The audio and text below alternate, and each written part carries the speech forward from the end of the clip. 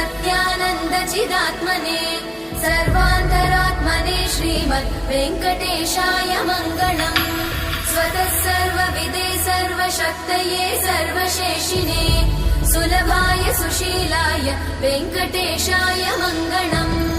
परस्मै ब्रह्मणे पूर्णकामाय परमात्मने प्रयुञ्जे परतत्त्वाय वेङ्कटेशाय मङ्गलम्। आकालतत्त्वमशान्तमात्मनामनुपश्यताम् अतृप्त्यमृतरूपाय वेङ्कटेशाय मङ्गलम्। प्रायस्वचरणौ पुंसां शरण्यत्वेन पाणिना कृपया दिशते श्रीमद् वेङ्कटेशाय मङ्गलम्।